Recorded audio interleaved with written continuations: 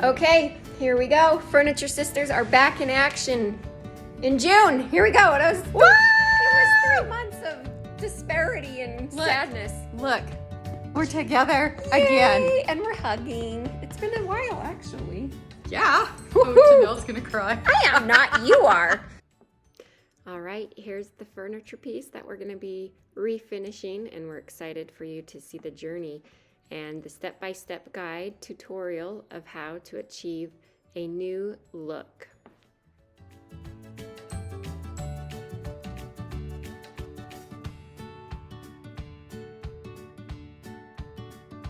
Our step one of refinishing this awesome piece is going to be to clean it. It's kind of been in the back burner for a little bit, so it's dusty. And Sheila is just using a regular old cloth and cleaning it up. This one has been washed before. We already got the gunk off. Right now I'm using TSP, which is a special solution you can buy at your hardware store that takes any oils, dirt, grime, anything oily, waxy off the finish. So on this lovely table is called Scuff Sanding, and we are just kind of roughing up the original paint with a block of sandpaper, and we have it wrapped around. This is 220, and I'm not even barely pushing down.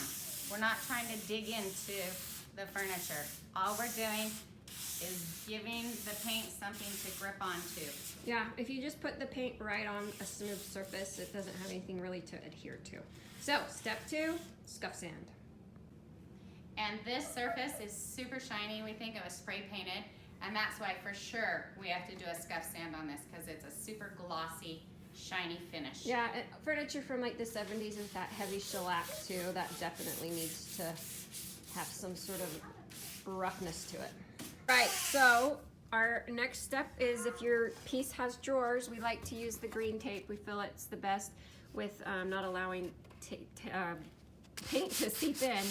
And we took the we took the hardware off. Why do you always laugh when I get hurt? Because it's funny. We took the hardware off, and so now we're just getting the last of the drawers.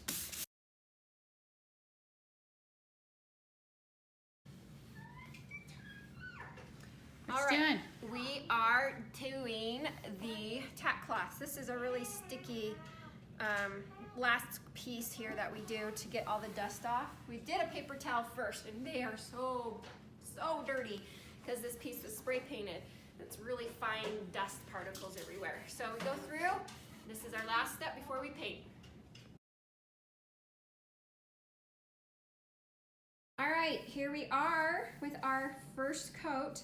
We are using the milk paint, Rust-Oleum, and the color is, what is it? Highland Blue. Highland Blue. And we're using just a regular kind of like chalk paint brush. They're really fat, they're awesome, they hold a lot of paint. And what's your theory here, or what's your technique?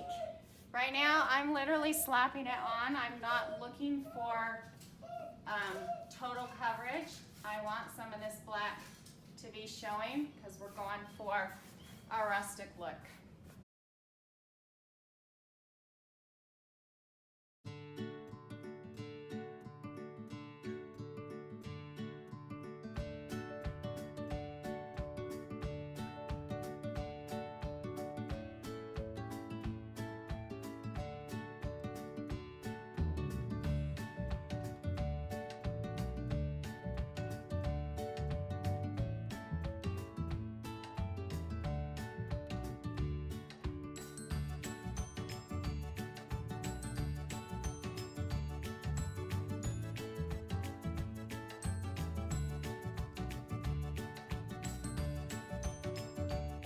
Adding the second coat, and what is your thoughts on this, Sheila? Again, I'm just slapping the paint on. I still want some black coming through. We just need to make sure our color is a little stronger. See how I just let some of the black through? Light coverage.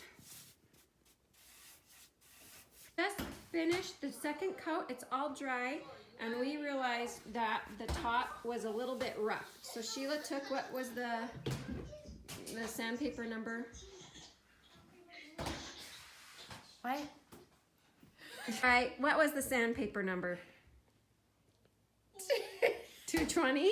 No, I think it doesn't have a number. Oh. It's super fine. Oh, it's it's that probably 300 to 400. So, and then we just did that, and it's so much smoother. So it was just a very, very light sanding on this. When we did that, there was just a couple little doodads that we're gonna fill in with some paint, and then that will be that. Hey Janelle, what are you doing? Hi. I am just finishing wiping off the dust because we sanded the edges of this chalk paint, and then our last step of this piece will be the Finish coat. finish coat. We have this piece is all ready to kind of add its little finishing touches. Normally with chalk paint you can do a wet distress, but we've chosen to just use a really light sandpaper on the edges, just so it kind of matches that rugged look that we included with leaving the black showing. Okay, so we've decided to go with a poly finish, and we're using just a regular old clear satin and Water base. water base. And the key is to stir it Gentle. gentle. You don't want bubbles, because then bubbles are going to go on top of your piece, and then that's just no fun. And here we go, using a big foam brush. And we just go through. Yeah. Use long brush strokes. You don't want to overwork it, and don't go over. Back. Yeah. You're done. You can always put another coat on.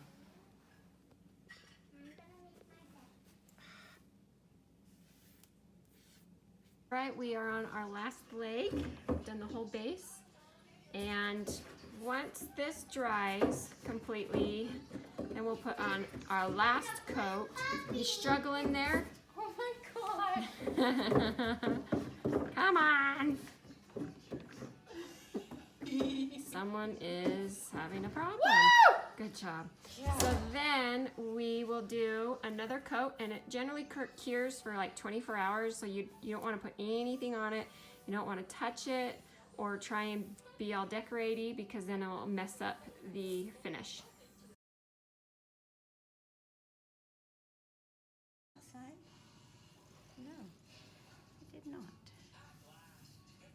Come back and get that done. Okay, top is being done. You can see the definite shine and the long brush stroke. And then we start the next section. Whoop, whoop, and whoop. Once you get that last, or that final thing in to blend all of those strokes, we're gonna do one last hurrah, hurrah. Super light. All right, now I'm moving on. And then we're doing the other. Really fast. We're doing the other, I guess you split that into thirds. And go all the way down. Zoop. And there you go. Now here goes whoop. Whoop. And that, ladies and gentlemen, is how you finish a piece of furniture. We've got all those steps, and this is the last step to recreate something awesome. Always have to put a finish on. Today we chose poly, and we have done wax in the past too. So we always check for drips after poly, because sometimes you get some weird little groove issues and it piles up, and then it'll dry like that. And so go through and check your work again, especially under corners. Where trim matches, up here where it just collects. pulls. You don't even see it.